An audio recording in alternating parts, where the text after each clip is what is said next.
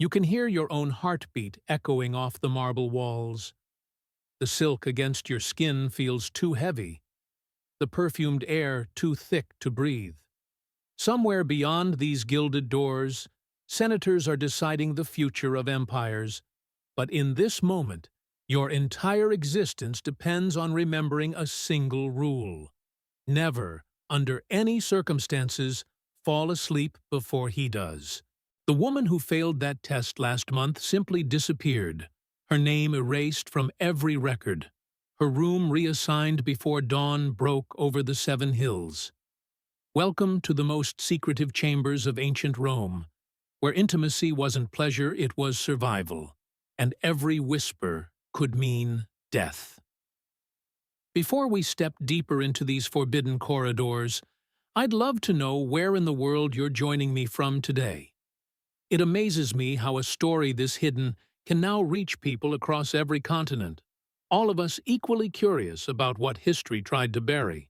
The year is 18 BCE, and Augustus Caesar has just passed a series of laws that will fundamentally reshape Roman sexuality for the next 4 centuries. But these aren't the public marriage laws that historians love to discuss in university lectures. These are the private protocols, the bedroom regulations that governed the most intimate chambers of Rome's elite rules, so controlling and psychologically devastating that Roman writers themselves could barely speak of them directly. The evidence comes from scattered mentions in Suetonius, architectural remains of elite domus bedchambers with their strategic observation points, and most tellingly, from the letters of Ovid, whose exile may have been punishment not just for writing about love, but for revealing too much about how Rome's powerful actually practiced it. What we're about to uncover isn't the Rome of gladiators and Senate speeches. This is the Rome that existed behind closed doors, where imperial power reached into the most vulnerable moments of human existence and turned them into instruments of control. The first law that governed elite Roman bedchambers was called the Lex de Vigilantia Nocturna among palace administrators, though no public record of this name exists in official legal codes. Roughly translated as the law of nocturnal watchfulness, it established a principle that would haunt every woman who entered an emperor's private quarters. Absolute consciousness was mandatory until the emperor himself fell asleep. The rule wasn't about respect or etiquette. It was about power, control, and the elimination of vulnerability in a world where assassination attempts could come from anyone, even the woman in your bed. The enforcement mechanism reveals the calculated cruelty of Roman imperial intimacy. Specially trained cubiculari bedroom attendants, who were almost always enslaved men, monitored these encounters from adjoining chambers, connected by hidden acoustic tubes built into the very architecture.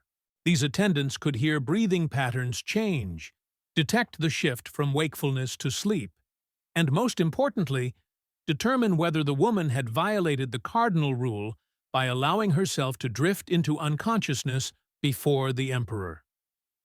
The punishment for this violation wasn't announced publicly or recorded in legal documents.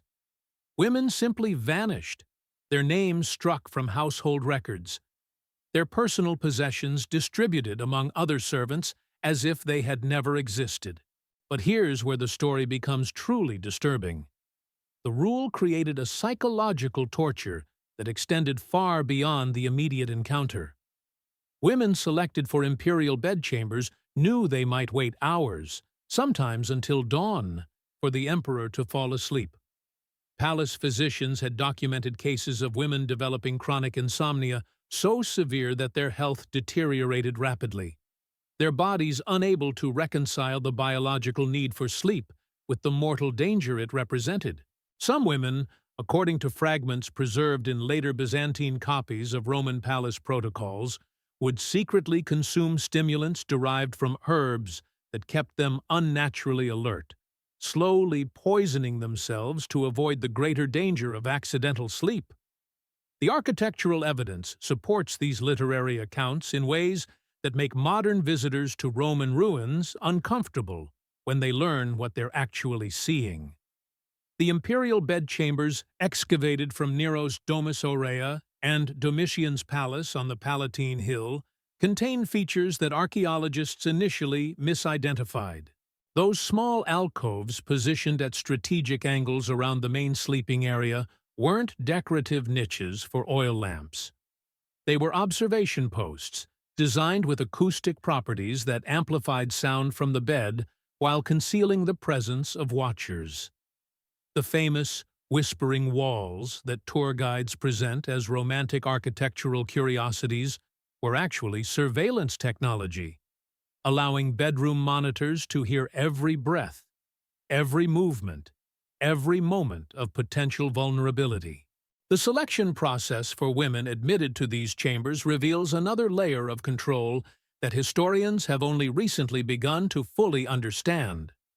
Unlike the Ottoman system with its formal harem structure, Rome operated through a more insidious method: the illusion of choice and consent. Elite women were never forced into imperial bedchambers through obvious coercion. Instead, they were cultivated through a system of social pressure, family ambition, and carefully constructed desire that made refusal socially impossible, and acceptance seem like personal choice rather than systemic exploitation. The training began years before any actual bedroom encounter. Young women from senatorial families were educated in what Roman sources called the domestic arts, but palace inventories reveal textbooks that went far beyond household management. These texts, fragments of which survived in later copies, contained detailed instructions on body language calibrated to male pleasure, breathing techniques designed to suppress natural emotional responses, and most disturbingly, methods for detecting and responding to shifts in male moods so subtle that modern psychologists would classify the skill as a form of hypervigilance trauma response. Then there's the case of Julia the Younger, granddaughter of Augustus himself, whose story reveals how these bedroom laws destroyed even those born into the highest ranks of Roman power. The official record states she was exiled in 8 CE for adultery, a convenient political charge that obscured a darker reality. Ovid, writing from his own exile, left cryptic references suggesting that Julia's real crime was refusing to participate in the bedroom protocols that her imperial status demanded. She had violated not public morality, but private regulations. She had said no to a system where consent itself was considered treason against imperial authority. The letters she wrote from her island exile, preserved in fragments by later Byzantine scholars who found them both shocking and fascinating, describe a world where intimacy had been transformed into theater. She wrote of women who learned to cry on command, to simulate passion while feeling nothing, to become living masks that performed desire while their actual selves retreated into unreachable interior spaces. The psychological cost was measured in what she called the sickness of the performed heart, a condition where women could no longer distinguish between genuine emotion and strategic performance, where their own desires became foreign languages they had forgotten how to speak. But the bedroom laws didn't only target women. Roman elite men, particularly those in the imperial family, lived under regulations that were differently constrained but equally dehumanizing. The Lex Julia de Adulterius, passed in 18 BCE, created a bizarre legal framework where men were required to demonstrate sexual potency and produce legitimate heirs, but were simultaneously forbidden from developing emotional attachments that might compromise their political judgment. The result was a class of men trained to view intimacy as duty, pleasure as performance, and emotional connection as weakness. The documentation of imperial bedroom encounters reached levels that would horrify modern privacy advocates. Palace secretaries maintained what were called commentarii cubiculorum bedroom journals that recorded not just dates and participants, but detailed observations about duration, apparent satisfaction levels, and, most importantly, any deviations from established protocols. These records served multiple purposes. They established paternity for potential heirs, created blackmail material that could be deployed in political disputes, and most cynically, provided a database of preferences that informed future partner selection and training. The most complete surviving example of these commentarii comes from Suetonius's accounts of Tiberius's reign on Capri. Though historians still debate how much of his description represents actual documented practice versus hostile propaganda. Suetonius describes elaborate systems of coded notation, with different colors of ink indicating different types of encounters and marginal notes recording specific details that palace administrators considered politically relevant. Whether we accept Suetonius's account at face value or discount it as exaggeration, the very fact that such detailed bedroom surveillance seemed plausible to Roman readers tells us something profound about the culture's attitude toward intimate privacy. The architecture of elite Roman bedchambers was a deliberate expression of control and spectacle, where even the most intimate spaces served to display, not conceal, power. The bed was never merely a place for rest. It was a stage upon which hierarchy, virtue, and dominance were performed. At the center of this ideology stood the lectus genialis, the ceremonial marriage bed displayed openly in the atrium of affluent Roman homes, a symbol of union meant for public admiration. Yet this was only the visible layer of a far deeper domestic design. The true sleeping quarters, hidden further within the domus, were built in ways that made genuine privacy unattainable. Secret doorways allowed servants to enter unseen. Narrow observation slits let guards or attendants watch discreetly. And the interlocking arrangement of corridors and rooms created a silent network of surveillance. Within these walls, intimacy itself became a controlled performance, every gesture, every breath, unfolding under the implicit presence of unseen eyes. Recent archaeological work at Pompeii has revealed details that earlier generations of scholars overlooked or deliberately ignored. The bedchambers of elite houses contain small holes drilled through walls at eye level, initially dismissed as damage or structural features. But their positioning and the polish on the edges from repeated use suggest a more disturbing purpose. They were peepholes, allowing household staff or family members to observe bedroom activities. The implications are staggering. Privacy in these spaces wasn't just limited, it was fundamentally impossible, and everyone involved knew it. The psychological impact of living under such surveillance created what Roman medical writers called egritudo secretorum, the sickness of secrets. Galen's medical writings, though focused primarily on physical symptoms, contain case studies of elite women suffering from what he described as contradictory humoral imbalances that manifested in sleeplessness, loss of appetite, and an inability to experience pleasure in any aspect of life. Reading these clinical descriptions through a modern lens, they sound remarkably like accounts of severe anxiety and depression resulting from chronic stress and loss of autonomy. The most tragic aspect of Rome's bedroom laws was how they weaponized reproduction itself. Women who became pregnant faced an immediate shift in status that was simultaneously an elevation and a form of exile. Those who bore sons gained social standing and legal protections, but lost whatever fragile intimacy they had established. They were moved to different quarters, assigned new responsibilities focused entirely on child-rearing, and understood implicitly that their sexual relationship with the child's father had ended the moment pregnancy was confirmed. The message was clear. Your value lies in your productivity, not your personhood. This reproductive calculus created a bizarre set of incentives where some women actively prevented or terminated pregnancies to maintain their bedroom access and the political influence it provided, while others desperately sought pregnancy as an escape from the psychological torment of continued intimate performance. Palace physicians, complicit in this system, provided both fertility treatments and abortifacients depending on which option served the woman's strategic interests. The very same doctor might help one woman conceive while helping another prevent pregnancy, all within a moral framework that treated women's bodies as resources to be managed, rather than as belonging to the women themselves. The legal structure behind these customs exposes how Rome transformed private dominance into public law, disguising control as civic order.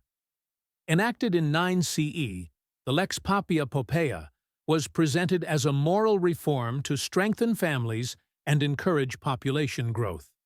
In reality, it punished the childless elite and introduced inheritance clauses that placed every decision and every body under paternal command.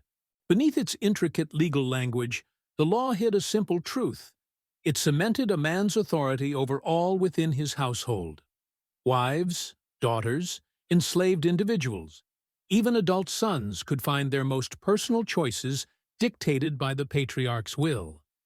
Through its codes, the state claimed dominion over intimacy itself, deciding who must marry, when unions must be consummated, and how failure to reproduce could be met with legal reprisal. Yet, this control was veiled behind the proud illusion that Roman citizens possessed freedom. In practice, the law blurred the boundary between private life and public duty, turning the household into a miniature empire where obedience was virtue and autonomy, a punishable act. The fall of these bedroom regulations didn't come through moral awakening or social reform. They eroded gradually as imperial power fragmented, and later Christian Roman authorities replaced one form of sexual control with another. By the 4th century CE, palace protocols had shifted toward enforcing Christian sexual morality, which brought its own restrictions and traumas. The old surveillance systems remained in place, only the justifications changed. What survived in the archaeological record paints a picture that's both incomplete and unbearably specific. We have the peepholes in bedroom walls. We have the lists of bedroom attendants in household inventories.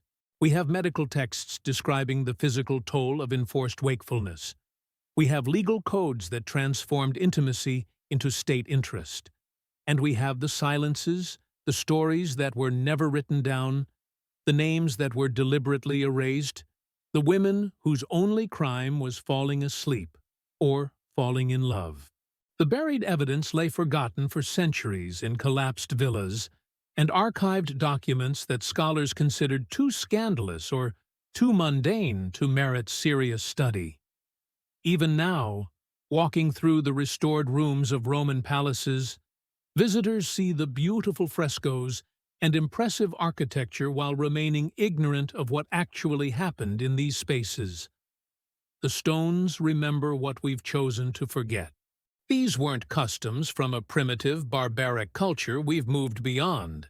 These were the practices of Western civilization's foundational society, the empire whose legal codes and political philosophy shaped everything that came after. The marble corridors where these bedroom laws were enforced led directly to the corridors of power that organized continents and defined centuries. The same minds that created representative government and codified law also created systems that turned human intimacy into political theater and reduced people to instruments of reproduction and pleasure. Somewhere in the Vatican archives and in the basement storage of museums across Italy, boxes of documents still wait to be fully translated and studied. Archaeologists continue to find new sites with their unsettling architectural features. And in those discoveries, we keep finding the same truth. Power's greatest cruelty is often hidden in the most intimate spaces, where witnesses are few and victims learn that survival means silence. The woman who heard her heartbeat echoing off marble walls that day in 18 BCE left no name in any record we've found. She might have survived the night. She might have disappeared before dawn. But the walls she walked through still stand, and they whisper a question history tried to bury. How many empires built their glory on bedroom laws that treated human beings as property to be managed, monitored, and controlled? And how many of those laws, in different forms and languages, do we still follow without realizing what we're obeying?